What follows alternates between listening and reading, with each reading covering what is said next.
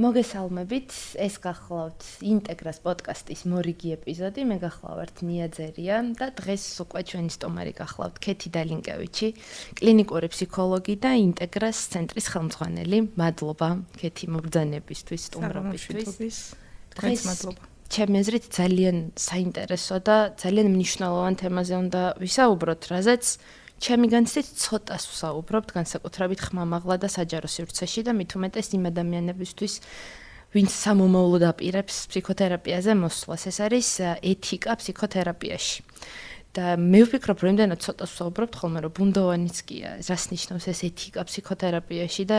რაზე ვსაუბრობთ ამ ასეთ დროს. და რო დაგვეხმარო პირველ რიგში, მაგითი რა დავიწყოთ და განვსაზღვროთ, რას ნიშნავს ეთიკა. დიდი მადლობა ამ თემის განხილვისთვის, იმიტომ რომ ვთვლი, რომ ერთ-ერთი მნიშვნელოვანია, ვინაიდან ფსიქოთერაპია თანდათანობით უფრო და უფრო ცნობილი ხდება საქართველოში კონკრეტულად. ჩვენი კულტურული კონტექსტიდან გამომდინარე მინდა რომ ვისაუბროთ დღეს. თანდათანობით უფრო და უფრო, ასე ვთქვათ, ცნობადობა იზრდება თერაპიასთან დაკავშირებით, მომართვიანობა იზრდება. ადამიანები უფრო მეტად ხედავენ საჭიროებას, ასე ვთქვათ, ფსიქოთერაპევტთან, რის გამო შეიძლება იარონ და რა სარგებელი შეიძლება მიიღონ თერაპიისგან, თუმცა ძალიან მნიშვნელოვანია, რომ ამავე დროს იცოდნენ, რას მოიცავს ფსიქოთერაპიული ეთიკა და კონკრეტულად რა მოლოდინი უნდა ჰქონდეთ, როდესაც მიდიან ფსიქოთერაპევტთან და გარდა მაგისა, როდესაც იწყებენ უკვე მუშაობას, პირობითად პირველი შეხვედრა, როდესაც შეიძლება ჰქონდეთ ფსიქოთერაპევტთან, როგორ შეიძლება წარიმართოს, ასე ვთქვათ, პროცესი თერაპიული და რა შეიძლება იყოს დარღვევა. იმიტომ რომ ეთიკა სამწუხაროდ ძალიან ხშირად გვესმის ხოლმე რომ ირღვევა ჩვენ სფეროში, რაც არ არის სამწუხაროდ და რაც არ არის, ასე ვთქვათ, ჩვენი სფეროსთვის კარგი, იმიტომ რომ ადამიანებს შეიძლება ამის გამო გაუფუჭდეთ, ასე ვთქვათ, შეეცვალოთ ხედვა ზოგადად ჩვენი პროფესიის მიმართ. შესაბამისად, უშუალოდ ეთიკაზეც ცნობადობის ამაღლება ვფიქრობ, რომ ძალიან საჭირო და მნიშვნელოვანი თემა. ეთიკა მოიაზრებს, რა თქმა უნდა, გარკვეულ პრინციპებს, რაღაც კონკრეტული საფუძველი აქვს ამას. და მაგალითად რომ გავიხსენოთ ძალიან ესე ადრეული, შეიძლება ჰიპოკრატე დავიხმაროთ, რაც გულისხმობდა, რაც არის მთავარი, ასე ვთქვათ, რომ არ ავნო და აქედან ამოდის, ასე ვთქვათ, ფსიქოთერაპიაც, ხო, რომ პირველ რიგში კლიენტი, რომელიც ჩვენთან მოდის და პაციენტი, თერაპევტმა ყველაფერი გამოიყენოს, ყველანაირი ღონე, ასე ვთქვათ, დაიხმაროს იმისთვის, რომ არ ავნოს ადამიანს და ამოვიდეს მისი ინტერესებიდან. დროთა განმავლობაში, რა თქმა უნდა, შეიცვალა და პრინციპები, ასე ვთქვათ, პირდაპირ აღარ არის ფროიდის დროს, რაც იყო მაგალითად, მას მერე ბევრი რაღაც შეიცვალა, თუმცა მნიშვნელოვანი რაც დარჩა და პრინციპში ყოველთვის იყო, ერთ-ერთი არის კონფიდენციალურობა. ანუ ის რომ ადამიანი, როდესაც მოდის და ჩვენთან გარკვეულ პირად ინფორმაციას, ინტიმურ ინფორმაციას აზიარებს, დარჩეს კონფიდენციალური, ანუ საიდუმლო და ფსიქოთერაპევტს ევალება და მისი ერთ-ერთი მოვალეობა ეთიკური, ასე ვთქვათ, ისიც არის პასუხისმგებლობა, რომ ინფორმაცია, რომელსაც იღებს ადამიანისგან, შეინახოს საიდუმლოდ და არ გაავრცელოს, ასე ვთქვათ, და არ გახადოს საჯარო. რაც მოიცავს ასევე ძალიან ბევრ კომპონენტს, იმიტომ რომ არის გარკვეული თემები და საკითხები, როდესაც შეიძლება ფსიქოთერაპევტიც დადგეს იმ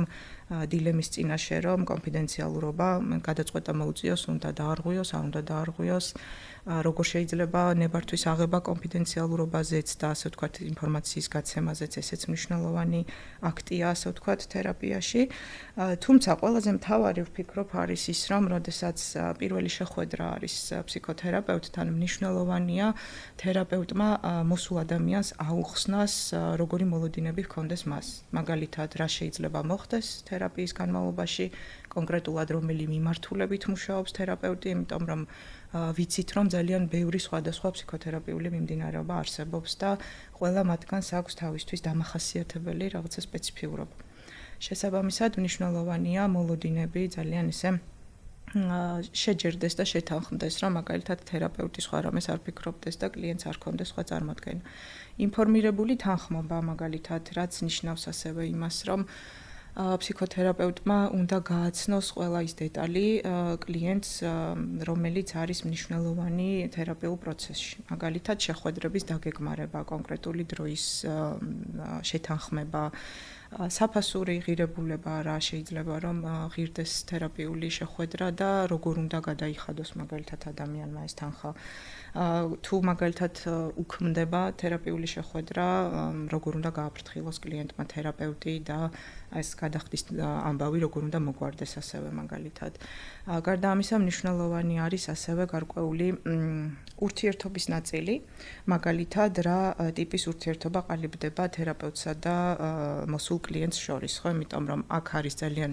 მკაფიო ჩარჩო თერაპიული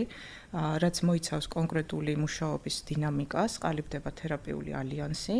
და მთავარი ფსიქოთერაპევტისთვის, რა თქმა უნდა, არის ის, რომ ადამიანის კეთილდღეობაზე იზრუნოს, ფსიქიკურ ჯანმრთელობაზე, თუ არის რაღაცა პრობლემური საკითხი, რაც უკავშირდება ქცევას, მაგალითად ემოციას ან გარკვეულ ფიქრებს და აზრებს, ამ პრობლემიდან ამოვიდეს თერაპევტი და ასე ვთქვათ განსაზღვროს, დაგეგმოს სტრატეგია, რომელთაც ადამიანი უკეთ იგრძნობს თავს. შესაბამისად, აქ უკვე ძალიან ისეთი მნიშვნელოვანი საკითხი დგება, რომ თერაპევტმა არ გადააჭარბოს საკუთარ მოვალეობას, არ მოინდომოს მაგალითად გადამეტებული ზრუნვა კლიენტზე, იმიტომ რომ ხანდახან შეიძლება ამის წინაშეც დადგეს თერაპევტიც, იმიტომ რომ ჩვენც ადამიანები ვართ, ჩვენი პირადი გამოცდილება გვაქვს, სხვათა შორის ზუსტად ამიტომაც არის მნიშვნელოვანი, რომ თავად ფსიქოთერაპევტი იყოს ჩართული ფსიქოთერაპეულ პროცესში, გარკვეული ასე ვთქვათ დროით მაგალითად და დაამუშაოს საკუთარი საკითხები, რაზეც ასევე ჩვენთან მოდიან და მოგმართავენ ადამიანები. იმიტომ რომ თერაპიული პროცესის დროს შეიძლება წამოიჭრას რაღაცა საკითხი მნიშვნელოვანი, რომელიც თავად თერაპევტსაც არ ექნება დამუშავებული მაგალითად და თერაპიული პროცესი შეიძლება დაირღვეს, ან თერაპევტმა ვერ მიიღოს სწორი გადაწყვეტილება საკუთარი ემოციებისგან გამომდინარე და ემოციების გამო და ამან შეუშალოს ხელი ზუსტად იმ თავარ პრინციპს, რომ არ ავნოს მაგალითად მის კლიენტს და პაციენტს, ამიტომ ძალიან მნიშვნელოვანი საკითხი არის ურთიერთობის ნაწილი, რაც ყველანაირად გამორიცხავს მაგალითად მეგობრობას ჩვენს კლიენტებთან, ან მაგალითად სასიყვარულო რომანტიკულ ურთიერთობას და ასე შემდეგ. ანუ თერაპია იწყება თერაპიულ ოთახში, მთავრდება იქ და არ გრძელდება მერე სადღაც. მაგასთან დაკავშირებით აი ამერიკის ფსიქოლოგთა ასოციაციას აქვს ძალიან მკაფიო ჩანაწერები საკუთარი ეთიკის პრინციპებში, რომ მაგალითად მინიმუმ 2 წელი უნდა იყოს გასული თერაპიის დამთავრებიდან, რომ შესაძლო რომანტიკული ურთიერთობა განვითარდეს თერაპევტსა და პაციენტს შორის და ისიც მხოლოდ იმ შემთხვევის შემდეგ თუ მოახერხებენ ეს ადამიანები ძალიან ისე არგუმენტირებულად გააცხადონ ის თუ რამდენად როგორ იყო მდგომარეობა პაციენტის, როცა ის მივიდა თერაპევტთან, ახლა ამ მომენტში როცა ურთიერთობა დაიწყეს უკვე რომანტიკულ ჭრილში, მერე როგორ იყო მისი ფსიქიკური მდგომარეობა და ძალიან ბევრი რაღაცის დამტკიცება უწევს წესით თერაპევტს, პაციენტსაც, კლიენტსაც იმისთვის, რომ რაღაცნაირად გახდეს შესაძლებელი, ის არც განიხილება ჩართული თერაპიულ პროცესში პაციენტთან რაიმე სახის რომანტიკული ურთიერთობა. რაც შეეხება წეგან თუნდაც ინფორმირებულთან ხოვაზე, მე მგონი მნიშვნელოვანი ალბათ განვსაზღვროთ ისიც, რომ აი ეთიკის ჩარჩოს არსებობა ფსიქოთერაპიულ პროცესში რაღაცნაირი ორმაგი დატვირთვის მატარებელი, ერთი მხრივ, როგორც თქვენ ახსენეთ, ეს პაციენტზე ზრუნვა, კლიენტზე ზრუნვა და არ ავნოს პრინციპი, რომ ჰიპოკრატედან რაც მოდის და მეორე თავად თერაპევტისთვისაც თავდაცვა ზუსტად აი რაც ახსენე მსგავსი ტიპის ბევრი სხვადასხვა შესაძლო სცენარის განვითარებისგან, იმიტომ რომ მართლა ადამიანები ვართ პირველ რიგში ამ პროცესში ჩართულები და ძალიან მნიშვნელოვანია, რომ ეს რაღაც ჩარჩო არსებობდეს, რომელიც შენც დაგიცავს რაღაცა ისეთ ღრმა ურთიერთობებში შესვლისგან, რომელიც მე შენთვისაც დამაზიანებელია და პაციენტისთვის და კლიენტისთვის ხო მით უმეტეს, რა თქმა უნდა. კონფიდენციალობის ნაწილს რაც შეეხება, მაგაზე მინდა რომ ცოტა უფრო კონკრეტულად და უფრო სიღრმისეულად ვისაუბროთ ამ საკითხზე, იმიტომ რომ აი ქართულ საზოგადოებას რითი დავიწყეთ ხო რომ კონკრეტულად ჩვენ საზოგადოებაზე ვისაუბროთ ჩვენ ზოგადად მე მგონი გვიჭირს ეს კონფიდენციალობისაც ძალიან გაცხადებულია რაღაცეები ბევრი ადამიანია ერთის ცხოვრებაში ჩართული ეს რაღაცა მიდრეკილებას უგაქვს ხოლმე რომ რაღაცა საყოველთაო ცხოვრებას ვეწევით და ეს პირადი სივრცის დაცვა და განცდაც ცოტა მაგაში პრობლემურები ვართ ხოლმე მაგრამ ფსიქოთერაპიულ ურთიერთობაში განდა იმისა რომ ძალიან მნიშვნელოვანი არ გავაცხადოთ ეს ერთი მეორე მხრივ მაინც ვდგებით ხოლმე ისეთი რაღაც რეალობების წინაშე როცა ძალიან კითხვის ნიშანი დგება ამ დროს ეხლა უნდა დავარღვეთ სასიკეთო რომელი იქნება თავად კლიენტისთვის, ხო, თუ პაციენტისთვის, იმიტომ რომ ესეთი ის კოდექსი ზუსტად იმის არსებობს. ზრუნვის ნაწილია და არ შეიძლება ამის გარეშე. და როცა ზრუნვა შეიძლება მოითხოვდეს აი ამ კონფიდენციალობის დარღვევას, არის ხოლმე ესეთი კონფლიქტი. მაგალითად, შეგვიძლია ვისაუბროთ თვითდაზიანების ან სუიციდური ქცევა, როდესაც მოდის პაციენტი და ამბობს, რომ მხოლოდ შენ გიზიარებს თან და იცი რომ შენ გაქვს ახლა ამ ინფორმაციას ფლობ მის შესახებ, რომ მას შესაძლოა თვითდამაზიანებელი ქცევის რაღაც პოტენციალი ქონდეს, რომელიც შეიძლება ფატალურადაც დასრულდეს, ხო, თუ სუიციდს განახორციელებს საბოლოოდ. ესეთ დროს როგორ შეგვიძლია, რომ აი რა ხდება ამ კონფიდენციალობის ნაწილში? მნიშვნელოვანი რამდენიმე თემა წამოჭერინია, იმიტომ რომ ერთის მხრივ საქართველოს კოლექტივისტური კულტურაა და ამიტომ მნიშვნელოვანია ეს კოლექტივის ჩართულობა. ნათესაობის და არა მარტო ნათესაობის შესაძლოა მეზობლების და ეს ძალიან ისეთი ახლო, არც ისე ახლო რეალურად, მაგრამ გარშემომყოფი ადამიანების ჩართულობა. რაც განსაზღვრავს ძალიან ბევრ ფაქტორს, თუმცა მეორეს მხრივ რაც არის მნიშვნელოვანი, აი რადგან ახსენე თვითდაზიანება, სუიციდი მაგალითად, ალბათ უნდა განვასხვავოთ ისიც, რომ არიან ადამიანები, რომლებიც თერაპიაზე მოდიან პიროვნული ზრდისთვის, მაგალითად, ანუ არა აქვთ რაღაც გამოხატული სირთულე, მაგრამ უნდათ რომ უკეთ შეძლონ რაღაცა საკითხები. თუნდაც ეს შეიძლება იყოს ემოციების მართვა და რეგულაცია, რაც დიდად პრობლემური არ არის, მაგრამ უნდათ რომ გააუმჯობესონ ან თავისი თვითშეფასების ნაწილი ან ასე შემდეგ. ამ შემთხვევაში ცოტა უფრო სხვანაირად მიმდინარეობს მაინც ფსიქოთერაპია და თუ არის, მოდი დავარქვათ ამას მეცნიერულ ენაზე, როგორც არის კლინიკური შემთხვევა, როდესაც შესაძლოა ადამიანი იყოს ფსიქიატრისგან გადმომისამართებული, იმიტომ რომ მაგალითად ფსიქიატრმა მიიღო, გასინჯა, დაუნიშნა მედიკამენტი, შესაძლოა ადამიანს ჰქონდეს კონკრეტული ფსიქიატრიული დიაგნოზი, მაგრამ ასევე საჭიროებდეს ფსიქოთერაპიას და მხარდაჭერას. ამ შემთხვევაში მუშაობა ცოტა უფრო სხვაგვარად წარიმართება და სიფრთხილე ბევრად უფრო სხვა რაღაც საკითხებზე შეიძლება იყოს საჭირო. თუ თვითდაზიანება ვლინდება მაგალითად კლიენტთან და პაციენტთან, მნიშვნელოვანია თერაპევტმა განსაზღვროს სიმძიმე. არის ეს მაგალითად საშუალო სიმძიმის, თუ არის უფრო ისეთი სერიოზული დაზიანება, რასაც ყურადღება სჭირდება, არის სუიციდური მაგალითად იდეაცია და აზრები, თუ არ არის და რამდენად შორს არის წასული ეს პროცესი, იმიტომ რომ შესაძლოა ადამიანს უბრალოდ ფიქრი ჰქონდეს სუიციდზე, შესაძლოა გეგმავდეს უკვე მაგალითად როგორ გააკეთოს ეს ყველაფერი და შესაძლოა გეგმასთან და ფიქრებთან ერთად ჰქონდეს უკვე კონკრეტული мотиваციაც. ამიტომ პირველი რაც უნდა განსაზღვროს ფსიქოთერაპევტმა ამ შემთხვევაში ეს არის კლინიკური შეფასება, რომლითაც უნდა გადაწყვიტოს რამდენად მძიმეა ადამიანის მდგომარეობა და ისევ რომ დაუბრუნდეთ ამ პრინციპს, რომ არავნო უნდა ამოვიდეს ყველაზე უფრო მეტად, ასე ვთქვათ, აი უსაფრთხოება განსაზღვროს და ამოვიდეს ამ პრინციპიდან, რომ თუ ადამიანი უქმნის საფრთხეს საკუთარ თავს, ან ასევე სხვებს, შეიძლება იყვნენ ოჯახის წევრები ან სხვა ადამიანები, რა თქმა უნდა, ეთიკის დარღვევა პირიქით, ასე ვთქვათ, აუცილებელიც არის, ვიდრე შენახვა მთელი ამ ინფორმაციის, იმიტომ რომ შეიძლება ფატალურად დამთავრდეს ეს შემთხვევა, ცუდად განვითარდეს და მაგ შემთხვევაშიც, რა თქმა უნდა, ცალკე ამბავია ადამიანი როგორ დაზიანდა, ცალკე ამბავია თერაპევტი როგორ გრძნობს ამის შემდგომ თავს და ასე შემდეგ, ანუ ძალიან ბევრი ჯაჭვია. შესაბამისად, სიმძიმის განსაზღვრიდან გამომდინარე, უნდა გადაწყდეს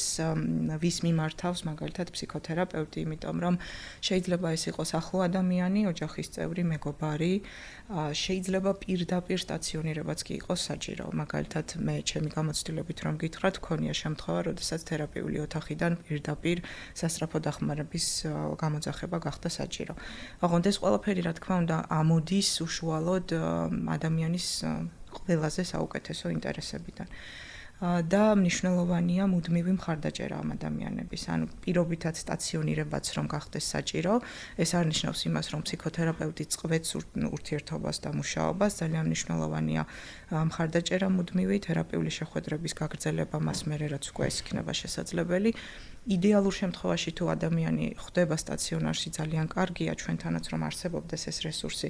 ადგილობრივად ფსიქოთერაპია ჯგუფური, შეიძლება ეს იყოს მაგალითად არტ თერაპია ან რომელიმე სხვა ასევე ჯგუფური აქტივობა, რომელიც აძლიერებს ადამიანებს ესეთ რთულ დროს. და რა თქმა უნდა, ეს ძალიან ისეთი დიდი დილემაა, რომელიც არ არის მარტივი, რომ ფსიქოთერაპევტმა გადაწყვიტოს, მთლიან პასუხისმგებლობას თვითონ იღებს, ხო, ამ შემთხვევაში თავის თავზე და შესაძლოა ეწინააღმდეგებოდეს კიდეც ამ კლიენტის მოსაზრებას, იმიტომ რომ კლიენტი შეიძლება ამბობდეს, რომ არ მინდა, რომ ვინმემ გაიგოს ეს ყველაფერი. ასევე მნიშვნელოვანი არის ასე ვთქვათ საკითხი იმისა, რომ პირობითად ვინმე ადამიანის ჩართულობის შემდგომ როგორ განვითარდება ეს ყველაფერი, იმიტომ რომ სხვადასხვანაირი რეაქციები აქვთ ადამიანებს, ხო? როგორ მიიღებს ოჯახი, როგორ მიუწვდეთ ოჯახის წევრებს, იმიტომ რომ თუ მოდის დასრული ადამიანი, საკონტაქტო ინფორმაციის გაგება, რომ ვინმეს დაუკავშირდეთ, შეიძლება იყოს ძალიან რთული. თუ მოყავთ ბავშვი და მოზარდი, დიდი ალბათობით ვიღაც თან ახლავს და პირობითად შეიძლება რომ იქვე ადგილობრივად მოხდეს დაკონტაქტება თუ იქნება ეს საჭირო რა თქმა უნდა ამიტომ გარკვეულ სირთულეებს მაინც უკავშირდება ეს საკითხი კონფიდენციალურობის დარღვევის საკითხი თუმცა მთავარი პრინციპი მაინც არის უსაფრთხოების დაცვა და საუკეთესო ინტერესებიდან ამოსვლა რომ მაქსიმალურად იყოს უზრუნველყოფილი ადამიანის ჯანმრთელობა და ასე ვთქვათ ვიცავდეთ იმას რაც კონკრეტულ სიტუაციაში იქნება ყველაზე მართებული ხო და არა მხოლოდ მისი ჯანმრთელობა ამ შემთხვევაში კლიენტის თუ პაციენტის იგივე პრინციპი ალბათ ვრცელდება სხვის ჯანმრთელობის საკითხიც როცა დგება თუ მოდის ადამიანი და გიზიარებს რომ აპირებს ვინმესთვის ზიანის მიყენებას აი დანაშაულის ნაწილი მაგალითად სადაც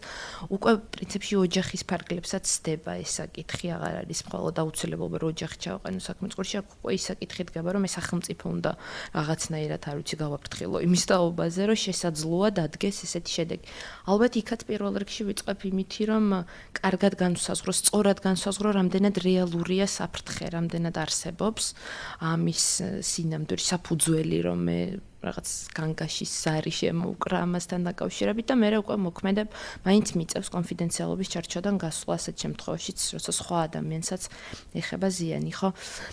მაგრამ ბავშვები და მოზარდები რომ ახსენეთ ეს კიდე ცალკე თავისი პრინციპები აქვს კიდე კერძო ამ ტიპის ურთიერთობებს ხო როცა ბავშვი და მოზარდია ჩართული ფსიქოთერაპიულ ურთიერთობაში ასე დროს უფრო მეტად არის მჭიდრო კომუნიკაცია მშობლებთან თუ არ ვცდები და თუ სწორად ვიცი მშობლები მეტნაკლებად არიან ჩართულები ამ პროცესში ინფორმაციის გაზიარება გარკვეულ დონეზე ხდება და ასე შემდეგ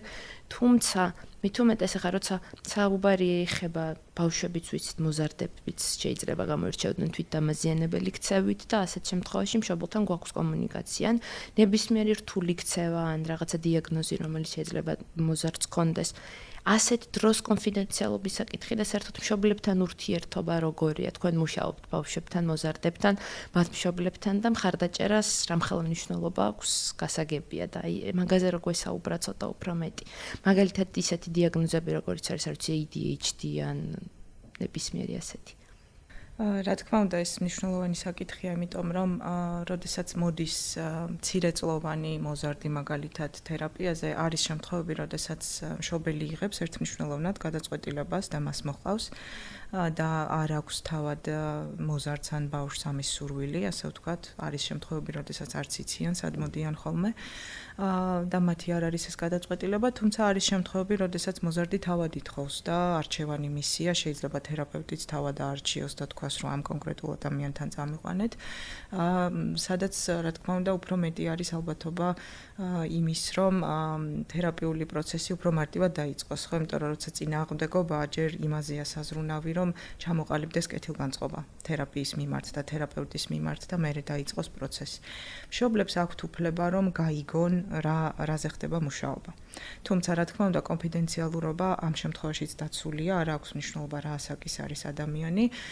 ჩვენ ვინახავთ კონფიდენციალურად იმ ინფორმაციას, რასაც გვიზიარებენ მოზარდები და ბავშვები, თუმცა მნიშვნელოვანი საკითხები, რაც შესაძლოა იყოს ასევე მშობლისთვის ძალიან ისეთი საგულისხმო, იმიტომ რომ მათაც სჭირდებათ რეკომენდაციები, როგორ მოიქცნენ და რა გააკეთონ, გაზიარდეს, რაც ხდება ხოლმე ჩვენს კლიენტებთან შეთანხმებით. ანუ როდესაც მაგალითად იგეგმება შეხვედრა მშობლებთან, მე ყოველთვის ვაფრთხილებ ჩემს ბავშვებს და მოზარდებს, რომ მათ მშობლებთან ჭირდება შეხვედრა, ეს არ ხდება მათგან დამოუკიდებლად და საიდუმლოდ, მათ იციან, როცა მშობლებთან გვაქვს კომუნიკაცია და ასევე იციან, რომ ინფორმაცია, რომელსაც აზიარებენ, ინახება კონფიდენციალურად, თუმცა მშობლებს აქვთ თავისი საკითხები, რაზეც შესაძლოა რომ ვისაუბროთ. თქვენ ახსენეთნია კონკრეტული დიაგნოზები, მაგალითად ყურადღების დეფიციტი და ჰიპერაქტივობის სინდრომი, რაც საკმაოდ რთული საკითხია, იმიტომ რომ ცოტა ასე ვთქვათ, ექიმების პროფესიას შეიძლება შევადაროთ ამ მხრივ ჩვენი საქმე, იმიტომ რომ დიაგნოზის, ასე ვთქვათ, განდობა პირდაპირ ჩვენ დიაგნოზს არ ვსვამთ, მაგრამ კლინიკურ ფსიქოლოგებს მიგვაქვს ეჭვი, რომ რაღაც მდგომარეობაა, რის საფუძველზეც ვაგზავნით, ვამისამართებთ ადამიანს უფრო ვიწრო სპეციალიზაციის ადამიანებთან, მაგალითად, შეიძლება გადავამისამართოთ ნეიროფსიქოლოგთან, რომელმაც უნდა გააკეთოს სრული შეფასება ადამიანის, როგორც კოგნიტური, ასევე ინტელექტუალური, ასე ვთქვათ, კუთხით და გამოიტანოს უკვე მან დადოს, ასე ვთქვათ, დასკვნა ინსტრუმენტზე დაყრდნობით, რასთან შეიძლება ჰქონდეს საქმე, ხო, არის ეს ყურადღების დეფიციტი თუ რაიმე სხვა მდგომარეობა. მშობლებთან ამის გაზიარება, რომ თქვენს შვილს შესაძლოა ჰქონდეს მაგალითად ეს დიაგნოზი და ამისთვის არის საჭირო ნეიროფსიქოლოგთან ვიზიტი, რომ შემდგომ დაიგეგმოს, ვთქვათ, მთელი პროცესი სამუშაო, რა თქმა უნდა, არ არის მარტივი, იმიტომ რომ ყველა მშობელი ერთნაირად ვერ იღებს და საკმაოდ რთულია ამგვარი რამის მიღება და გარდა ამისა ძალიან დიდი მხარდაჭერა სჭირდებათ მშობლებს, იმიტომ რომ მარტივი არ არის თავად კონკრეტულად ამ დიაგნოზზე რო ვთქვათ, არ არის მარტივი ამ დიაგნოზთან ურთიერთობა, იმიტომ რომ თავისი მახასიათებლები აქვს, რომელიც შესაძლოა იყოს ძალიან გამომფიტავი მშობლისთვის, იმიტომ რომ ისინი, ასე ვთქვათ, 24 საათიან რეჟიმში არიან თავის შვილებთან, მეტნაკლებად, უფრო ხშირი კონტაქტი აქვთ, უფრო ხშირად აწყდებიან სიტუაციებს, როდესაც რაღაცას ვერ უმკლავდებიან, რაც ვთქვათ, რთულია, შესაძლოა საზოგადოებაში ან სხვა სივრცეებში და ძალიან დიდი მხარდაჭერა სჭირდებათ მათ იმისთვის, რომ იცოდნენ თავადაც როგორ მოიქცნენ მაგალითად. შესაბამისად, ჩვენ გვჭირდება გარკვეული არა პირდაპირ კონფიდენციალურობის დარღვევა, მაგრამ გარკვეული დეტალების გაზიარება მშობლებისთვისაც, რომ მათაც იცოდნენ სტრატეგიები თავად რა გააკეთონ საკუთარ თავზე, როგორ იზრუნონ, როგორ მიიღონ მაგალითად დიაგნოზი მათი შვილის, იმიტომ რომ მაგალითად რომ ვისაუბროთ ყურადღების დეფიციტზე და მაინც დავამატებ ამას, ეს არის ნეირობიოლოგიური ამბავი, ასე ვთქვათ, და ხანდახან გონიათ მშობლები სვამენ შეკითხვას, რომ დაემართა რაღაც ასაკის მერე, შეიძლება გადაუაროს, მაგრამ რეალურად ეს არის თანდაყოლილი მდგომარეობა, რომელსაც სჭირდება მართვა, რომელიც იმართება, ანუ ამასაც ვიტყვი, რომ შესაძლებელია ამის მართვა, უბრალოდ სჭირდება ბევრი მუშაობა. და მშობელსაც სჭირდება მაგ მხრივ ძალიან დიდი მუშაობა საკუთარ თავზე და მხარდამჭერი სისტემის მოძებნა იმისთვის, რომ თავადაც იყოს, ასე ვთქვათ, უკეთ თავს კარგად გრძნობდეს და უმკლავდებოდეს იმ გამოწვევებს, რაც შეიძლება რომ იყოს ყოველდღიურობაში. მადლობა. ნამდვილად ძალიან მნიშვნელოვანი საკითხია. აი ამ ეთიკურობის პრინციპებზე ისევ რომ ცოტა კიდე მეტი რაღაცები ვისაუბროთ, ძალიან ერთ-ერთი მნიშვნელოვანი ზოგადად ფსიქოთერაპიულ პროცესში არის ურთიერთობა კლიენტს, პაციენტსა და თერაპევტს შორის. და ეს ურთიერთობა ხშირად აი მაგ ჩვენს წინა ეპიზოდში გიორგი ყავდა სტუმრად და ძალიან ბევრი ვისაუბრეთ, ხანდახან როგორი მოთხოვნადები არიან ხოლმე თერაპევტების მიმართ თავად კლიენტები, პაციენტები, როცა გარკვეული ტრანსფერი აქვს რაღაცა მზრუნველის მაგალითად და მოითხოვს მზრუნვას და თქვენ ახსენეთ კიდეც, რომ ეთიკის პრინციპები არის ის, რომ ეს გადაჭარბებული ზრუნვა არ უნდა დაგემართოს, თუმცა კიდე ერთხელ ჩვენც ადამიანები ვართ და ჩვენი რაღაცა გამოცდილებებიდან, ისტორიიდან მოვდივართ და ყველას რაღაცა სენსიტიური საკითხი გაგვაჩნია.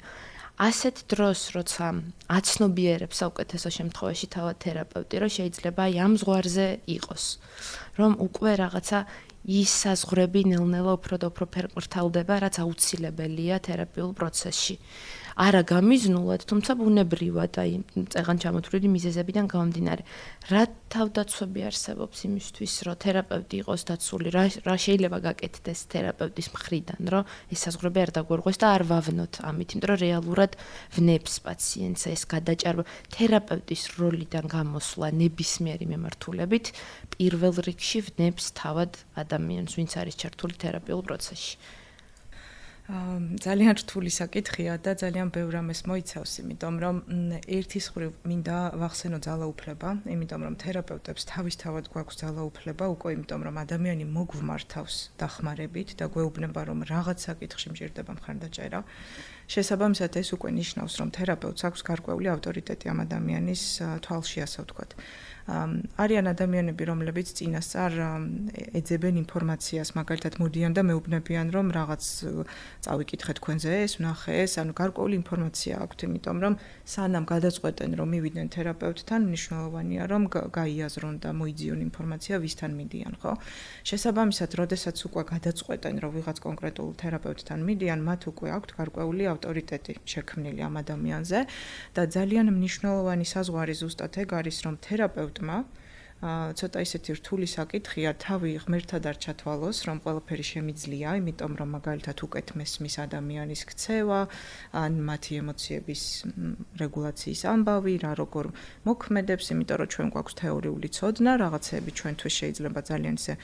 მარტივად იყოს დასანახი და პირდაპირ მივხვდეთ რაღაცას, იმიტომ რომ ეს ჩვენი პროფესიული ცოდნაა,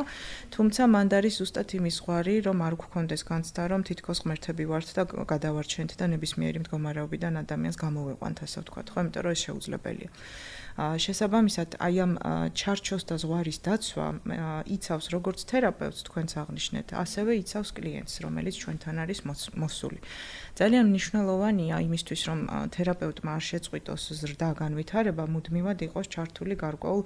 პროფესიულ თემში მიმდინარე საკითხებში, ხო? აი მაგალითად, თუ არის ადამიანი ფსიქოანალიტიკოსი, მის მიმდინარეობაში რაც ხდება, კონფერენციებია თუ ასე შემდეგ, ამ აქტივობებში ჩართულობა არის ძალიან მნიშვნელოვანი. მნიშვნელოვანია ასევე მუდმივად გარკვეული ლიტერატურის და ინფორმაციის კითხვა, იმიტომ რომ ჩვენი სფეროც ისევე როგორც ყველაფერი მსოფლიოში ძალიან მარტივად და ჩქარა ვითარდება. შესაბამისად, ბოლო დროინდელ კვლევებზე ცოდნა, ინფორმაციის ქონა, ამის გათვალისწინება არის ძალიან მნიშვნელოვანი. გარდა ამისა, ვახსენებ იმას, რომ ასევე აუცილებელია კოლეგებთან ურთიერთობა, რასაც ჩვენ სენაზე, ასე ვთქვათ, სუპერვიზიას ვეძახით ხოლმე და ასევე ინტერვიზიას, რაც გულისხმობს იმას, რომ კოლეგები იკრიბებიან და განიხილავენ გარკვეულ რთულ შემთხვევებს, რა თქმა უნდა, კონფიდენციალურობის დაცვით. არის შემთხვევები ასევე აუცილებლობა იმის, რომ ავიღოთ ნებართვა ადამიანისგან, რომ მისი ინფორმაცია შესაძლოა გაზიარდეს, თუმცა ამ ინფორმაციის გაზიარება არანაირად არ გულისხმობს ძალიან პირადი დემოგრაფიული ინფორმაციის გაზიარებას, რითიც შეიძლება მოხდეს ადამიანის იდენტიფიცირება. ეს მოიცავს ძირითად, ასე ვთქვათ, პრობლემური საკითხის განხილვას და ასევე იმის განხილვას თერაპევტს რა სირთულე ექმნება, იმიტომ რომ არის შემთხვევები, როდესაც ჩვენც არ ვიცით, როგორ გავუმკლავდეთ შემთხვევას და ზუსტად მაგ პრინციპიდან გამომდინარე, რომ არ დავაზიანოთ ადამიანი, მნიშვნელოვანია, რომ გავუზიაროთ ეს ჩვენს კოლეგებს, რომ მათ დაგვანახონ გარკვეული სხვა პერსპექტივა, რომელიც ასევე არსებობს და რომელსაც შესაძლოა ჩვენ კონკრეტულ შემთხვევაში ვერ ვხედავთ. სუპერვიზიის შემთხვევაში ბევრად უფრო გამოცდილი ადამიანი, რომელიც ცალკე კიდე ტრენირებული არის, ან ასე ვთქვათ, ნასწავლი აქვს სუპერვიზიის ნაწილი, შეუძლია რომ იმუშაოს, ასე ვთქვათ, თერაპევტთან და მისცეს მიმართულება, როგორ განაგრძოს თავისი მუშაობა კონკრეტულ შემთხვევასთან, რაღაც გარკვეულ კონკრეტულ საკითხებთან და ასე შემდეგ. და რა თქმა უნდა, რაც უკვე ვახსენეთ, პირადი თერაპია მნიშვნელოვანია თავად ფსიქოთერაპევტისთვის და ასევე მნიშვნელოვანია საკუთარ ზრდაზე მუდმივად ფიქრი, ასე ვთქვათ, იმიტომ რომ ფსიქოთერაპევტმა ერთ-ერთი დანაშაული, ასე შეიძლება დავარქვათ, ეთიკური პრინციპის დარღვევა შესაძლოა იყოს ის, როდესაც თერაპევტი აკეთებს რაღაცას, რაშიც არ არის კვალიფიკაცია არ აქვს, რაც არ უსწავლია. მაგალითად, მე არ ვარ ფსიქოანალიტიკოსი და რომ ვთქვა, რომ ფსიქოანალიზით ვმუშაობ, ეს რა თქმა უნდა არის ეთიკის დარღვევა, იმიტომ რომ არანაირი უფლება არ მაქვს ეს ცოდნა მივიწერო ჩემდაუნებურად, რაც არ გამივლია და რისი კვალიფიკაციაც არ მაქვს, ხო? შესაბამისად, აი ეგ ნაწილიც არის მნიშვნელოვანი, რამდენად ადამიანი, რომელსაც ვიცნობთ როგორც ფსიქოთერაპევტს, მაგალითად, და რომელთანაც მივდივართ, რამდენად არის კვალიფიციური იმ თავის რაღაცა მიმართულებაში და საქმეში, რომელსაც აკეთებს. მაგალითად, დაყოფილი ვახსენეთ, ხო, რომ შეიძლება იყოს ბავშვთა ფსიქოთერაპია, მოზარდთა ფსიქოთერაპია, ან დასრულთა ფსიქოთერაპია, რაც თავისთავად მოიცავს გარკვეულ განსხვავებებს, იმიტომ რომ ბავშვებთან მცირეწლოვან ასაკის მქონე ადამიანებთან მუშაობა ხდება სრულიად სხვანაირად, მოზარდებთან სხვანაირად, არის რაღაცა თავისი მახასიათებლები და დასრულებთან სხვაგვარად მიმდინარეობს ეს პროცესი. ამიტომ რაღაცა საკითხი, აი ნახეთ, მაგალითად, კონფიდენციალურობას რო დაუბრუნდეთ, დასრულ ადამიანს შეიძლება დეტალურად ავუხსნა, რას გულისხმობს ეს, ან ინფორმირებულ თანხმობას დავუთმო რაღაც დაახლოებით 5-10 წუთი შეხვედრიდან, მაგრამ ბავშვთან ამაზე არ ვსაუბრობ, რომელიც 5 წლის არის მაგალითად, ხო? მასთან თერაპიული ალიანსის ჩამოყალიბება მოხდება თამაშით და კეთილგანწყობის მოპოვებით, რომ გარემო მისთვის სასიამოვნოა, გრძნობს რომ უსმენენ, რაღაცას აკეთებს, რაც არის მისთვის ძალიან სახალისო და თანდათანობით თერაპიული პროცესი შეიძლება დაიძრას, ან რაღაცა კონკრეტულ საკითხებზე შესაძლოა თამაშით ვიმუშაოთ, ასე ვთქვათ. რასაც არ ვაკეთებთ დასრულებთან, ამიტომ რაღაც სპეციფიკა და მიდგომა მაინც განსხვავებულია, თუნდაც რომ ადამიანი იყოს რაღაცა კონკრეტული მიმართულების, ასე ვთქვათ, ფსიქოთერაპევტი, მაინც სხვადასხვანაირად მიმდინარეობს მუშაობა სხვადასხვა. თან ინფორმირებულ თანხმობაზე კონკრეტულად კიდე ცალკე მნიშვნელოვანია ინფორმირებული თანხმობის გაცნობა და ჩართვა თერაპიულ პროცესში, რატომაც არის. არის ის, რომ გარდა იმისა, რომ ეს ეთიკის პრინციპია, თავად მისთვის არის მნიშვნელოვანი როგორც პასუხისმგებლობის რაღაცა კარგი გააზრება და აღქმა, რომ მე როგორც კლიენტი, პაციენტი ვიღებ პასუხისმგებლობას ამ პროცესზე, ზუსტად იმიტომ, რომ ესეც იმ ნაწილში, რომ არც თერაპევტს დაემართოს რაღაცა მე ღმერთი ვარ და ყველაფერი შემიძლია და მე ზუსტად ვიცი და მე ხა შენ რაღაცებს გაგიკეთებ და შენ უკეთ იქნები, ამისგან თავისარიდებაც არის და მეორე მხრივ თავად პირიქით ადამიანი აცნობიერებს, რომ ეს მისი პროცესია, სადაც თერაპევტი მხარდამჭერია, ეხმარება, სთავაზობს გარკვეულ პროფესიულ უნარებს, მხარდაჭერისთვის სერვისის, რესურსის სახით, მაგრამ თავარი პასუხისმგებლობა მისია, რომ ეს მან უნდა იმუშაოს თავის თავზე და გააცნობიეროს ამ პროცესში საკუთარი როლი. და ინფორმირებული თანხმობა, როგორც წესი, ძალიან კარგი საშუალებაა ხოლმე მაგისთვისაც, გარდა იმისა, რომ ეთიკის პრინციპებს ემსახურება. ჩვენ დასაწყისით ვახსენეთ, რომ საქართველოში, რადგან საუბრობთ ქართულ კულტურაზე, იმაზე, რომ უფრო პოპულარული ხდება საქართველოში ფსიქოთერაპია და უფრო მეტი ადამიანი ინტერესდება. იმაზეც ვისაუბროთ, ამ მხრივ რა მდგომარეობა გვაქვს ეთიკის თვალსაზრისით და როგორ ფიქრობთ, რა არის გასაუმჯობესებელი? ჩემი სუბიექტური მოსაზრებით პირველ რიგში რაღაცა საერთო ჩარჩო არ გვაქვს. მე რამდენადაც ვარ ინფორმირებული, საკანონმდებლო დონეზე იქნება ეს თუ რაღაცა თემი, ასე ვთქვათ, ფსიქოლოგების, ფსიქოთერაპევტების არ ვართ შეჯერებული კონკრეტულ რაღაც პრინციპებზე, ქართულ კულტურაში, ქართულ რეალობაში. მე ვიცი, რომ ცალკეულ მიმდინარეობებს, რომელიც თქვენ ახსენეთ, აქვს თავისი ეს ეთიკური პრინციპები და ჯგუფებში, თემებში ამის გაზიარება ხდება, დამწყებებისთვის და ასე შემდეგ, მაგრამ ეს საერთო რაღაცა კულტურული კონტექსტი არ გვაქვს ამ ეტაპისთვის, რომ ყველამ დავიცვათ ეს. არც რაღაცა გარკვეული სანქციები არ არსებობს, იმიტომ რომ დასავლეთის პრაქტიკა ზუსტად ასეთია, რომ ამ ეთიკური პრინციპების დარღვევა საკმაოდ მტკივნეულად აღიქვამენ და არის გათვალისწინებული გარკვეული სანქციები, შეიძლება იყოს ლიცენზიის შეჩერება და ასე შემდეგ, ხო, თუ დამაზიანებელი გახდა თერაპევტი პაციენტისთვის. ჩვენი დღევანდელობა როგორია და მომავალი როგორ გვესახება? ეს ძალიან სამწუხარო თემაა, რასაც ძალიან განვიცდი, იმიტომ რომ რეალურად ჩვენთან ეთიკა არ არსებობს. ანუ ზოგადად ეთიკა, სანამ ეთიკამდე მივალთ, ჩვენი პროფესია არ არსებობს. და რომ საუბრობდით, ნია გამახსენდა სკოლაში ვმუშაობდი, მგონი 10 წლის წინ, სადაც დარეგისტრირებული როგორც თანამშრომელი ვიყავი სხვა. ანუ ფსიქოლოგი როგორც კადრი არ იყო და იყო რაღაცა სხვა. ან რაც შეიძლება რა ვიცი ნებისმიერი რამე. ფიზიკურად ვერ გაგაფორმებდნენ ფსიქოლოგად არ არსებობდა. რაც იყო ძალიან მტკივნეული სხვათა შორის, იმიტომ რომ ნებისმიერი, ასე ვთქვათ, ადამიანი, ვინც სკოლაში რაღაცით მაინც იყო დაკავებული და დასაქმებული, ქონდა კონკრეტული სახელი, მაგრამ ფსიქოლოგს არ ქონდა. დღეს მგონი რაღაცები შეიცვალა, ზუსტად არ ვიცი, მაგრამ ყოველ შემთხვევაში ძალიან ისეთი თემაა ეს, არ რეგულირდება არაფრით, არც იურიდიულად, არც კანონმდებლობით, საერთოდ არაფრით, პროფესია არსებობს, თავისთავად არიან თერაპევტები, ფსიქოთერაპევტები, ფსიქოლოგები, რომლებიც საკმაოდ ეთიკურები არიან და ცდილობენ ყველანაირად დაიცვან პრინციპები, რომლებიც გვაქვს ევროპიდან აღებული და ამერიკიდან მაგალითად, მაგრამ სამწუხაროდ საქართველოში არ არსებობს. რამდენად ეს ყველაფერი შეიქმნება, ასე ვთქვათ, რამდენად შევძლებთ ამ ყველაფერს უახლოეს მომავალში, ეს ცოტა ისეთი საკითხია რთული ჩემი აზრით, თუმცა იყო გარკვეული, ასე ვთქვათ, სამუშაო ჯგუფები, როგორც მე მაქვს ინფორმაცია, ვისაც უნდოდა რომ ეს ყველაფერი გაეკეთებინა რაღაც ეტაპზე გაჩერდა და შეწყდა, თუმცა ვფიქრობ, რომ თავისთავად სამომავლოდ პერსპექტივას რომ გადავხედოთ, თავისთავად საჭიროება დადგება ამისი, ანუ ესე ვერ გაგრძელდება უსაზღვროდ, თუმცა როდის იქნება კონკრეტულად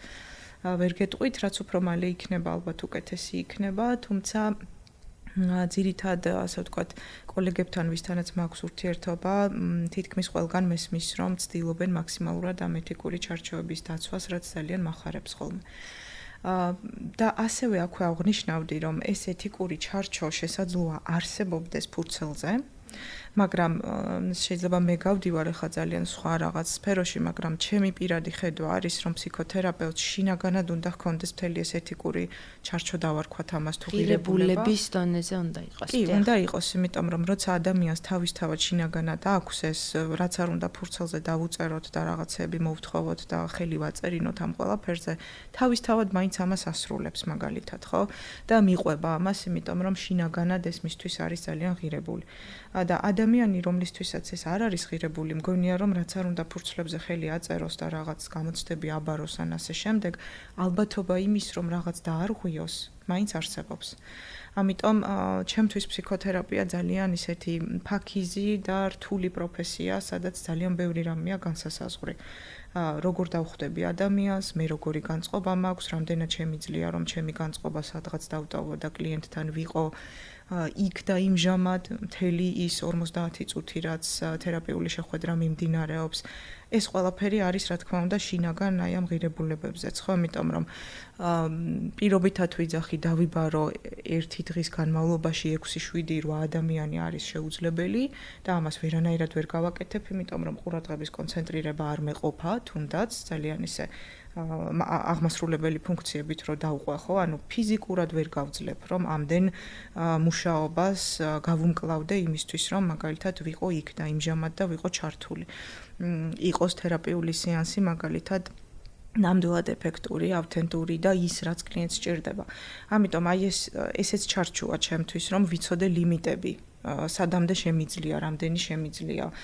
შეიძლება იყოს დღე, როდესაც არც ერთი შეხვედრა არ ჩავატარო და გავაუქმო ყველა. შეიძლება ვიღაც განაწყენდეს, მაგრამ თუ არ მაქვს შინაგანი მზაობა და მე თვითონ ვარ ცუდად მაგალითად და არ შემიძლია, რა თქმა უნდა, უკვე ზიანის მომტანი ვიქნები სხვა ადამიანისთვისაც. ამას ფურცელზე ვერავინ ვერ დამიწერს. ნუ ყოველ შემთხვევაში მე ესე ვფიქრობ, იმიტომ რომ ევროპის ეთიკის კოდექსიც რაც მაქვს ნანახი ძალიან კარგად და დეტალურად არის ყველაფერი აღწერილი, მაგრამ ამის დარღვევა როგორც დაწერა მარტივი, ვფიქრობ, რომ დარღვევაც ძალიან მარტივია და როცა შინაგანად მოდის ეს ყველაფერი, იმ ფურცლის გარეშეც ასრულებ ამ ყველაფერს, თუმცა რა თქმა უნდა, ეს ფორმალობა და ასე შემდეგ არის ძალიან საჭირო ასევე. და გარკვეული მხრივ ეგეც არის ერთ-ერთი დაცვის მექანიზმი როგორც ჩვენთვის, ასევე კლიენტებისთვის. თქვენ ხას შინაგანი ღირებულებითი სისტემის და ეთიკური შინაგანი კოდექსის საკითხია უკვე ამის დაცვა ნამდვილად. წეღან რო საუბრობთ, ეს ეთიკა, რომელიც როგორც პაციენტს, როგორც ისე თერაპევტს ეხმარება და თერაპევტისთვის ძალიან დიდი ფუფუნება, აი ეს რაღაცა სათემო შეკრება, ინტერვიზია, სუპერვიზიას, რასაც ვეძახით, სადაც საშუალება გაქვს, რომ მნიშვნელოვანია იმის აღნიშვნაც, რომ აქ არ ხდება მხოლოდ რაღაცა პრობლემური кейსის განხილვა პირობითად და რაღაც ამ მხოლოდ რჩევებს არ ვიღებთ, რომ რა გავაკეთო. საკუთარი განცდების და ემოციების გაზიარების საშუალებაც არის სივრცე, სადაც შეგიძლია, რომ მე აი ამ კონკრეტული შემთხვევის ჟამს თავს ვგრძნობ, აი ასე მე თვითონ დავმძიმდი, რაღაცა სახლში გამყო, ამაზე ბევრი ვიფიქრე და ამის გაზიარების სივრცე გაქვს. ერთხელ მაქვს მოსმენელი DBT თერაპევტისგან, რომ ინტერვიზიაზე როცა იკრიბებიან და თან DBT პრობლემურ ქცევაზე არის პირად კონკრეტულად ორიენტირებული, იქ ამბობენ, რომ თქვა თუ ერთ-ერთის მაგალითად სუიციდური პაციენტი ყავს და სამწუხაროდ ფატალური შედეგი სრულდება ხოლმე და თვითმკვლელობა დგება, მიდგომა აქვს ასეთი, რომ მას კი არ მოუკვდა, ყველას მოგვიკვდა პაციენტი და ეს ძალიან დიდი მხარდაჭერაა და რაღაცა мотиваცია და შესაძლებლობა რომ გააგრძელო ეს საქმე და ამ ყველაფერს მე გავუმკლავდა როგორც თერაპევტმა. კიდე ხო არ არის რაზეც შეგვიძლია რომ ვისაუბროთ რაიმეს გაზიარება სათქმელი კიდევ ხო არ გსურთ რომ ეთიკასთან და ფსიქოთერაპიასთან დაკავშირებით შევაჯამოთ და ზოგადად ძალიან გამიხარდება რომ ყველა იმ ადამიანმა, აი სტუდენტებთანაც მაქვს მაგალითად ურთიერთობა, მიაქციონ ყურადღება ზუსტად მაგ საკითხებს, რამდენად აქვთ შინაგანი, აი ეს, ასე ვთქვათ, რაღაცა წყობა დავარქვათ ამას, თუ ღირებულებათა სისტემა, სურვილი, мотиваცია, იმიტომ რომ ხშირად არის შემთხვევები, მოდიან სტუდენტები, აინტერესებთ ფსიქოთერაპია, უნდათ რომ თავადაც დაუკავშირდნენ მაგალითად ამ საქმეს მომავალში, მაგრამ ბოლომდე არ აქვთ გააზრებული ეს რას ნიშნავს. რეალურად ეს არის საქმე, რომელიც ემსახურება მთლიანად ადამიანებს და ადამიანების კეთილდღეობას, მათ ფსიქიკურ ჯანმრთელობას. რეალურად შრომა, რომელსაც ფსიქოთერაპევტი გადის, რასაც ასე ვთქვათ, თავისი საქმიანობით აკეთებს, ვფიქრობ, რომ არის ძალიან ფასდაუდებელი, იმიტომ რომ როცა ჩვენ ვზრუნავთ ადამიანის ფსიქიკურ ჯანმრთელობაზე, მართლაც რომ არის ეს მთლიანად მომავალზე ზრუნვა, არ აქვს მნიშვნელობა ეს იქნება ბავშვებთან, მოზარდებთან თუ დასრულებთან ჩატარებული შეხვედრები და ძალიან მნიშვნელოვანია კარგად განსაზღვროთ, რამდენად გვაქვს ამ ყველაფრის რესურსი, იმიტომ რომ ხანდახან რაღაც გარკვეულის აღიარება საკუთარ თავთან არის მნიშვნელოვანი. პირობითად ჩემი გამოცდილებით რომ გაგიზიაროთ, ძალიან ადრე როცა ჯერ კიდე სტუდენტი ვიყავი, მახსოვს მქონდა ურთიერთობა გარკვეულ დარღვევებთან ვმუშაობდი, მაგალითად ჩვილბავშვთა სახლში. იყო რაღაცა სიტუაციები, სადაც ძალიან მკაფიოდ მივხვდი, რომ ეს არ იყო ჩემი საქმე და თანდათანობით დროთა განმავლობაში ჩამოყალიბდა რეალურად ის მიმართულება, რაც უფრო მეტად ჩემია და რომელიც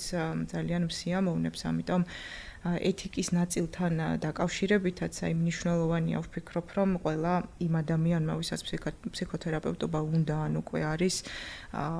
ალბათ დაუსვას თავის თავს შეკითხვა, რამდენად იცავს ამ ყველაფერს, რამდენად აქვს ეს ყველაფერი შინაგანად, რამდენად სასიამოვნოა მისთვის ეს საქმე, იმიტომ რომ ჩემი გადმოსახედიდან ფსიქოთერაპევტი ვერ იქნები თუ ეს საქმე არ გიყვარს და თუ ეს საქმე არ არის ის, რაც რეალურად არის ძალიან სასიამოვნო, იმიტომ რომ სხვა შემთხვევაში თუ ადამიანის ისტორია არ გაინტერესებს, რანაირად შეიძლება რომ მას დაეხმარო. თუ ადამიანი არ გაინტერესებს როგორც ფენომენი და მთელი თავისი კომპლექსურობით და მრავალფეროვნებით. კი ბატონო. და იმედი მაქვს, რომ ეს ეთიკის ამბავი ჩვენს ქვეყანაშიც ჩამოყალიბდება და გვექნება რეგულაცია, რომელიც ასე ვთქვათ ჩვენ სფეროს ექნება და რომელიც გადაწყვეტს რამდენად ვთქვათ უნდა იმოღვაწეონ ვიღაც ადამიანებმა ამ სფეროში თუ არა. სხვათა შორის ეთიკასთან დაკავშირებით ერთ-ერთი კომპონენტი არ მithქვამს, ეგეც არის, რომ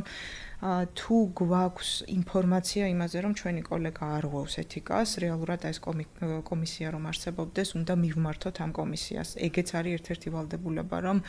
მივმართოთ და გამოვააშკარავოთ, რომ სადღაც არის დარღვევა და რაღაცნაირად უნდა აღმოიფხრას ხო ეს ყველაფერი. სამწუხაროდ ეგ რომ არ არსებობს ჩვენთან ართულებს, ასე ვთქვათ, გარკვეულ საკითხებს. თუმცა ასევე, აი როგორც ახსენეთ, თქვენც არის კონკრეტული ესე ცალ-ცალკე მიმდინარეობების მიხედვით, მათ აქვთ თავისი ქმნიან ყოველ შემთხვევაში ბოლო პერიოდში გავიგე ბევრი ინფორმაცია, ქმნიან ამ ეთიკურ საბჭოებსაც, რომელიც უკვე ცალკე მიმდინარეობების მიხედვით, ასე ვთქვათ, მოახდენს რეგულირებას კონკრეტული თერაპევტების და იმედი მაქვს, რომ ყველა ძალიან ესე ყურადღებით მოეკიდება ამ საკითხს და ნამდვილად მნიშვნელოვანია პასუხისმგებლობით. ჩათვლიან და პასუხისმგებლობით პირველ რიგში, იმიტომ რომ ძალიან დიდი პასუხისმგებლობაა ზოგადად ჩვენი საქმე, ესე ვფიქრობ. ნამდვილად მეც გეთანხმებით. ძალიან დიდი მადლობა. წარმატებები თქვენ და წარმატებები ინტეგრას. ესეც აუცილებლად უნდა ვთქვათ. მადლობა.